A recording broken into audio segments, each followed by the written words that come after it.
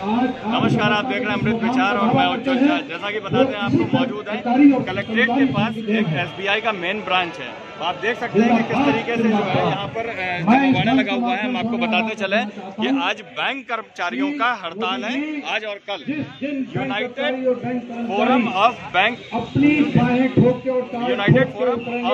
Union का आज हड़ताल है, जिसमें कि 9 बैंकें आती हैं, लगभग 9 यूनियन आते हैं, 9 संघ आते हैं, सॉरी 9 संघ आते हैं, और इन सभी ने मिलकर आज यहाँ पे हड़ताल किया है। आप देख सकते हैं कि भारी मात्रा में बैंक कर्मी यहाँ पर मौजूद हैं और यह हड़ताल आज और कल भी रहेगा। हम आपको बताते चलें कि जैसा कि कल एक खुशखबरी का माहौल होगा जो बजट पेश होने वाला है, वहीं कल एक दुखी की बात यह भी होगा कि बैंक कर्मी हड़ताल पर रहेंगे और कहीं ना कहीं जो आम बजट पेश होने वाला है, जो आम बजट पेश होगा, जहां पे आप चाहेंगे कि हम कुछ लेना चाहें, वहीं आपको बैंक का सहारा नहीं मिल पाएगा।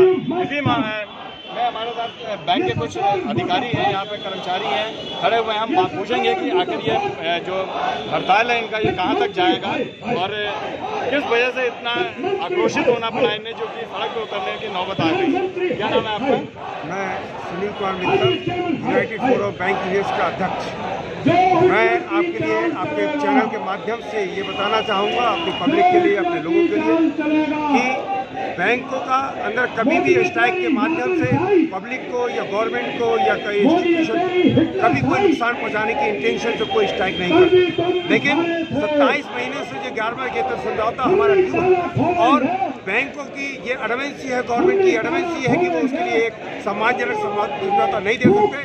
उसके पीछे बहुत सारे कारण हो सकते हैं, जो कारण केवल उनके पैदा करे हुए हैं। जब कभी सेटलमेंट की बात होती है तो बैंकों की बैलेंस शीट रेड कर दी जाती है NPA के माध्यम से, और वो NPA बैंक का न होकर केवल आज हड़ताल के बाद आप लोग किसी को ज्ञापन देंगे या कोई आगे का क्या प्रोग्राम? अभी हमारा ज्ञापन का कोई प्रोग्राम नहीं है। हमारा आज 31 जनवरी को स्ट्राइक है, कल पे 1 फरवरी को स्ट्राइक है, उसके बाद 11, 12, 13 मार्च को स्ट्राइक है, उसके बाद 1 अप्रैल से इंडेफिनिट स्ट्राइक है।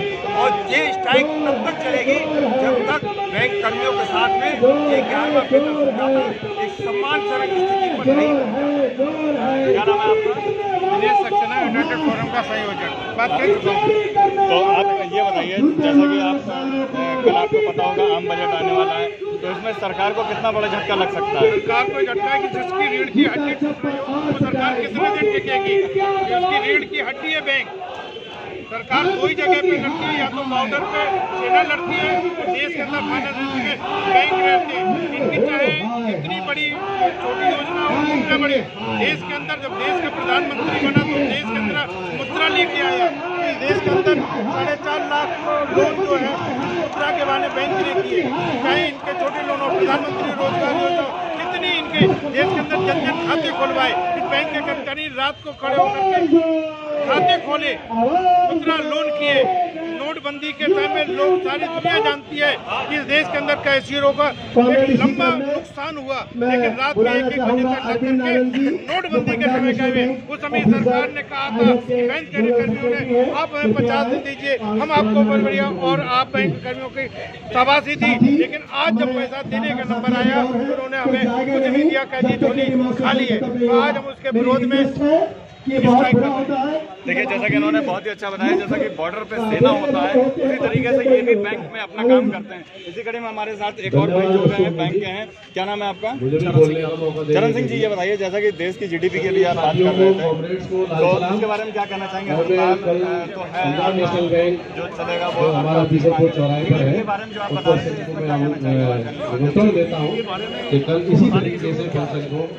GDP के बारे में किसको पता नहीं है कि GDP जब 2014 में सरकार बनी थी, काफी बोल चुके हैं। रोजगार की स्थिति 2014 में क्या थी, कहीं ना कहीं महंगाई की स्थिति 2014 में थी, आज क्या है? और किसी भी आंकड़े को आप उठा कर देख लीजिए, भ्रष्टाचार की स्थिति विश्व में, हम 2 पायदान नीचे चले गए। हंगर इंडेक्स में हम 10-15 पायदान नीचे चले गए। हम देश को ले कहाँ जा रहे हैं? कहीं ना कहीं लग रहा है कि सरकार फेल होती दिख रही है। मैं सरकार की उन चीज़ों पर टिप्पणी करना नहीं चाहता, लेकिन मैं एक बैंकर हूँ, मैं बैंक के विषय में बात करना चाहता हूँ। ये चर्चा है कि हमको स्ट्राइक करनी पड़ रही है, हमको 40 लोगों की वार्ता करनी पड़ रही है। आपको कोई बताना होता है, आप तैयार करके उसे लोकसभा में आपको क्या वजह लगती है कि आप लोगों ने इससे पहले भी कई मांगों को लेकर के अभी और आज फिर आपको इस कंडीशन में रोड पे आना पड़ा? क्या लगता है कि ये चलता रहेगा या आपकी सरकार सुनेगी? क्या कुछ लगता है? हम तो मजदूर हैं, मजदूर को तो हर सरकार से लड़ाई लड़नी पड़ती है, लेकिन हमने ये जो सरकार देखी है ये पूरी तरह से पूंजीवादी मानसिकता की सरकार है, मजदूर विरोधी सरकार है और हमको बिना लड़े ये देगी नहीं। इस बात की मानसिकता सरकार की समझ में है। शर्मा, कहाँ से हैं आप? मैं मैसेज गौरव से हूँ और पर्टिकुलरली पंजाब एंड सिंध। अच्छा, तो क्या मैसेज देना चाहेंगे आज की हड़ताल के बारे में और क्या सरकार को क्या मतलब बताना चाहेंगे जिससे कि आपका जो समस्या है इसका समाधान हो पाए? सरकार को तो यही कह सकते हैं कि अब देश का पूरी तरह से भंडार हो रहा है, खासकर बैंक की जो कड़ी है हमारी सरकार की जो रीढ़ की हड्डी है वो परेशान होगा। आपके घर का मजदूर परेशान होगा तो घर कैसे गुजार जाएगा? देखिए, जैसा कि उन्होंने भी बताया कि घर का अगर मजदूर परेशान होगा तो सरकार तो ऑटोमेटिक परेशान होगी। बहुत अच्छा बैंक कर्मियों ने बताया आज के हड़ताल के बारे में। बने रहिए हमारे साथ, देखते रहिए अमृत प्रचार। की बात हुई, वर्ल्ड बैंक की भी बात हुई, IMF की भी बात हुई, तो मैं बात कहता हूँ पूंजीवादी व्यवस्था से। अरे पूंजीवाद को नाना नाना, अरे पूंजीवाद को नाना नाना, जोर से बोलो नाना नाना। वर्ल्ड बैंक पे नाना नाना, वर्ल्ड बैंक को नाना नाना, ताली बजा के नाना नाना, जोर से बोलो नाना नाना। वित्त मंत्री को नाना नाना, वित्त मंत्री को नाना नाना, ICA को नाना नाना, पीछे वाले बोले नाना नाना, वित्त मंत्री को नाना नाना, IBA के ऑफर को नाना नाना, IBA के ऑफर को नाना नाना, वर्ल्ड बैंक को नाना नाना, ऊपर के भाई को नाना नाना, ऊपर के भाई को नाना नाना, मिल के बोलो नाना नाना, वर्ल्ड बैंक को नाना नाना, IBA चेयरमैन को नाना नाना, IBA ऑफर को नाना नाना, और पीछे वाले बोले नाना नाना, वर्ल्ड बैंक को नाना नाना, IMF को नाना नाना, IBA को नाना नाना, वर्ल्ड बैंक को नाना नाना, वित्त बैंक को नाना नाना, वित्त मंत्री को नाना नाना, निर्मला सीतारमण को नाना नाना, मोटे भाई को नाना नाना, मोटे भाई को नाना नाना, नाना नाना नाना नाना, नाना नाना नाना, मोदी जी को नाना नाना नाना नाना नाना नाना नाना, मोदी जी को नाना नाना, मिलके बोलो हाय हाय, ताली बजा के हाय हाय, मंत्री हाय हाय, IBA चेयरमैन हाय हाय, IBA चेयरमैन हाय हाय, पीछे वाले बोले हाय हाय, वित्त मंत्री हाय हाय, वित्त मंत्री हाय हाय, प्रधानमंत्री हाय हाय, चेयरमैन हाय हाय, हमारी एकता जिंदाबाद, जिंदाबाद जिंदाबाद, हमारा प्रदर्शन जिंदाबाद, जिंदाबाद जिंदाबाद, सरकारी जिंदाबाद, जिंदाबाद जिंदाबाद, हमारी हड़ताल जिंदाबाद, इंकलाब जिंदाबाद, जिंदाबाद जिंदाबाद। धन्यवाद साथियों। कल जब बैंक बंद कराने के लिए जाते हैं और वो हमसे कहते हैं अरे काम तो थोड़ा सा पेंडिंग बना, हम आज निपटा लेंगे, आज भीड़ नहीं है कहीं,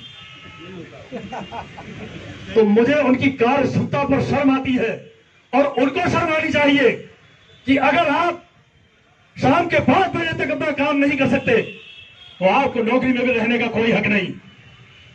आप छुट्टी के दिन बैठकर अपना काम करिए, कोई दिक्कत नहीं, लेकिन जिस दिन आपके अधिकारों की लड़ाई लड़ने के लिए युवा साथी जिसको पेंशन नहीं मिल रही है वो युवा साथी और जिन साथियों को, जिन बुजुर्गों को पेंशन मिल रही है वो साथी आपके लिए लड़ाई लड़ने के लिए मैदान में उतरे हुए हैं, तो आपको डूब के मर जाना चाहिए। और पेंशन कौन खा रहा है? पेंशन का हिसाब देखा है आपने? पेंशन का हिसाब जिस दिन 60 साल के आप होंगे आपको आपकी पेंशन का जो कॉर्पस आपका इकट्ठा होगा, आधा हिस्सा आपका और आधा जो आपका एम्प्लॉयर डालता है उसको मिलाकर 100% होता है। पता नहीं उस समय मार्केट की वैल्यू क्या होगी उस पैसे की। अगर आपका 60 लाख इकट्ठा हुआ है तो आपका 36,000 बनता है। 36,000 में से 30% TDS यानी 27 लाख रहे थे। आज अखबार में भी निकला है और जनता को गुमराह करने की कोशिश करी है सरकार ने और IBA ने। यह बहुत इंपॉर्टेंट बात है। जनता को गुमराह करने की कोशिश कर रहे हैं ये लोग, और ये कह रहे हैं कि देश जिस समय इकोनॉमी की कमजोर स्थिति में है उस समय बैंक वाले लोग स्ट्राइक करके सबसे ज्यादा खराब काम कर रहे हैं। हमको ये जानना है इस जीडीपी को गिराने का जिम्मेदार कौन है? जिस समय आपने सत्ता संभाली थी 2014 में, उस समय जीडीपी कितनी थी और आज की तारीख में जीडीपी कितनी है? जिन देशों के लिए आप गालियां बकते रहते हैं चुनाव के समय, उन देशों की जीडीपी से आप अपनी तुलना में, तो मैं आपको वो चीज याद दिलाना चाहता हूं कि जब नोटबंदी के समय आपने कहा था, जब नोटबंदी के समय आपने कहा था कि हमें 50 दिन दे दीजिए, हमने आपको पूरे 5 साल दिए, हमने आपको दूसरा टर्म दिया, फिर हमारी जीडीपी बांग्लादेश के नीचे क्यों है? और 1% जीडीपी का मतलब जानते हैं साथियों? 1% जीडीपी का मतलब, मैं इसको काले धन से भी जोड़ना चाहता हूं। जो आपने ये कहा था कि हम काला धन निकाल कर वापस लाएंगे, 1% जीडीपी का मतलब होता है 1 लाख करोड़ रुपए का मार्केट के सर्कुलेशन से बाहर हो जाना। अगर 8% से, ये सोचने की बात है, ये विषय बहुत सोचने के हैं कि आपकी तनख्वाहों पर सरकार विचार करना नहीं चाहती है। ऐसा नहीं कि कर नहीं सकती है, वरना 40 दौर की वार्ता हो। ये इतना कॉम्प्लिकेटेड इशू नहीं है कि आपको 40 दौर की वार्ता करनी पड़े हमारे वेतन समझौते के लिए। आपको कोई बिल लाना होता है तो आप 12 घंटे में लोकसभा में पेश कर देते हैं। देश की स्मृता का आपको जरा सा भी ख्याल नहीं। देश किस स्थिति से गुजर रहा है, कौन सी बेमरसता आपने पैदा कर दी, मैं उन चीजों पर चर्चा करना नहीं चाहता। आपको कोई बिल लाना है, आप 12 घंटे में पेश कर देते हैं। हमारे वेतन समझौते के लिए आपको 27 महीने और 40 दौर की वार्ता करनी पड़ती है। आपने ऑफर दिया, आपने 2% का ऑफर दिया और एक दिन में ही आपने 2% बढ़ा दिया, 13 से 15 कर दिया। इसका मतलब यह है कि आपकी मंशा ठीक नहीं है। आप मजदूरों को देना नहीं चाहते, और देना किसको चाहते हैं? 1% जीडीपी का मतलब होता है 1 लाख करोड़ रुपए का मार्केट के सर्कुलेशन से बाहर हो जाना। और अगर पेंशन आपको देने लगेंगे, अगर पेंशन आपको देने लगेंगे तो पैसा मोदी, ये अडानी की जेब में कहां से जाएगा? आपके आने के बाद जो हमारे देश की नवरत्न कंपनियां थी वो घाटे में कैसे आ गई? एयर इंडिया की बिकवाली आप कैसे कर रहे हैं? प्राइवेटाइजेशन का मतलब है आप सीधे सीधे मजदूरों के पेट पे लात मार रहे हैं। और कैसे मार रहे हैं? उदाहरण के तौर पर समझिए कि 60 रुपए का टिकट लेकर एक मजदूर लखनऊ से नौकरी करने के लिए दिल्ली जाता है। आपने एक ट्रेन चलाई जिसका किराया आपने 2700 रुपए रखा। बताइए कौन सा मजदूर 2700 रुपए की ट्रेन में सफर करके मजदूरी करने के लिए दिल्ली जाएगा? ये मजदूरों के ऊपर कुठाराघात नहीं है तो क्या है? आप केवल पूंजीपतियों के लिए काम कर रहे हैं, इसलिए आप हमारी मांगों पर विचार करना नहीं चाहते। मैं आह्वान करता हूं, मैं आवाज देता हूं, मैं ललकार रहा हूं। आपके अंदर अगर जरा सा भी जमीर है, आपके अंदर जरा सी भी अगर हिमाकत है, आप जरा सा भी मजदूरों के बारे में विचार करना चाहते हैं, आप जरा सा भी किसान के बारे में अगर विचार करना चाहते हैं, तो आप तुरंत वार्ता पर विचार करिए। कल आपका बजट है, ये देश के लिए सबसे काला दिन, देश के लिए, देश के इतिहास में सबसे काला दिन होगा कि जिस दिन आप बजट पेश कर रहे होंगे और देश की अर्थव्यवस्था को संभालने वाला मजदूर सड़क पर खड़े होकर हड़ताल पर होगा। आपके लिए इससे ज्यादा शर्म की बात कोई नहीं हो सकती। मैं चंद नारे दूंगा, वक्ता बहुत है, मैं चंद नारे दूंगा। मेरे आवाज दो, आवाज दो, इंकलाब जिंदाबाद, इंकलाब जिंदाबाद, बोल मजबूर हल्ला बोल, पीछे वाले हल्ला बोल, मजदूर साथी हल्ला बोल, इंकलाब जिंदाबाद, महिला शक्ति जिंदाबाद, आवाज दो। अभी तो ये लड़ाई है, अभी तो ये लड़ाई है, बैंक हमारे आपके, बैंक हमारे आपके, इंकलाब जिंदाबाद, इंकलाब इंकलाब, बोल मजदूर हल्ला बोल, आगे वाला हल्ला बोल। मामला है आज का ये? देखिए, ये पूरे देशव्यापी हड़ताल है। इसका असर आपको बरेली में दिखाई दे रहा है। पूरे देश में 10 लाख अधिकारी और कर्मचारी हड़ताल पर हैं। बरेली में भी तमाम राष्ट्रीय बैंकों में, स्टेट बैंक की तमाम शाखाओं में ताले लटके हुए हैं और हम अपने ज्ञापन वेतन समझौते के लिए आज स्ट्राइक पर है। ये 2 दिन की स्ट्राइक है। इसका कल का आयोजन पंजाब नेशनल बैंक का जो चंडीगढ़ है वहाँ पर होगा। हम लड़ेंगे। हमने जितने समझौते लिए हैं वो अपने संघर्षों के बदल लिए हैं। आज हमारे समर्थन में बड़ी संख्या में रिटायरीज भी उतर कर आए हैं, जो सेवानिवृत्त कर्मचारी हैं। उनके पेंशन प्रोटेक्शन की बात है, फैमिली पेंशन में सुधार की बात है। इन सब बातों को लेकर भी ये स्ट्राइक रखी है। संजय जी, जो आपने आज वो जो गाना गाया था वो बहुत ही बढ़िया, एक उसके बारे में कुछ बताइए। देखिए, मुझे इंस्पायरेशन मिला अभी जामिया में जो आंदोलन चल रहा है, वहाँ ललित कुमार जी हैं, उन्होंने इस तरह की जो प्रस्तुति रखी थी वो प्रस्तुति बहुत अच्छी थी। मैंने पहला प्रयास किया लेकिन लोगों ने साथ दिया। इसका मुझे बहुत। क्या नाम है आपका? मैं ओम बढ़िया बैंक ऑफ बड़ौदा से। बताइए क्या मामला है? ये मामला सर अत्यंत गंभीर है। हमारी जो विपक्षीय वार्ता गवर्नमेंट से होती है, आईबी से होती है, 27 सालों से लगातार लंबित चल रही है। कई राउंड बातचीत करने के बाद भी वो जो हमारी जितनी डिमांड है उनको मानने को तैयार नहीं है। उसके बाद में आज हमें मजबूरन गवर्नमेंट की, सरकार की कितने कर्मचारी आज हैं लगभग? आज पूरे इस देशव्यापी हड़ताल में सभी संगठन जितने भी बैंकिंग इंडस्ट्री में, चाहे वो वर्कमैन के हों, चाहे वो ऑफिसर के हों, 10 लाख से ज़्यादा कर्मचारी आज 10 लाख से ज़्यादा कर्मचारी है। अपने यहाँ से कितने कर्मचारी हैं? जो हमारा जिला बरेली है, यहाँ पे जितने भी तमाम बैंक हैं, सारे बैंकों में बिल्कुल बंदी है, तालाबंदी है और सारे पूरी तरीके से काम कर। क्या नाम है आपका? दिनेश कुमार सक्सेना, यूनाइटेड फोरम का संयोजक बरेली का। आज जो धरना चल रहा है, क्या है इसका मेन उद्देश्य? इसका उद्देश्य वेतन समझौता है जो हमारा 27 महीने से पेंडिंग चल रहा है। हमने 40 बार वार्ता की, इससे पूर्व भी 6 स्ट्राइक हमने दी है, लेकिन सरकार को कान पे चून ही नहीं गई है। अंततः हमें मजबूरी में अब की बार 2 दिन की स्ट्राइक हमने वेतन समझौते के लिए किए, वो भी संडे को लगा करके किए, इसका एफर्ट दिए। और उससे भी विशेष बात यह है कि अब की बार जब देश का बजट पेश हो रहा होगा 1 फरवरी के लिए, उस दिन उस देश की रीढ़ की हड्डी बैंक, पूरे देश के अंदर बैंकों पे ताला लगा हुआ है। क्या नाम है आपका?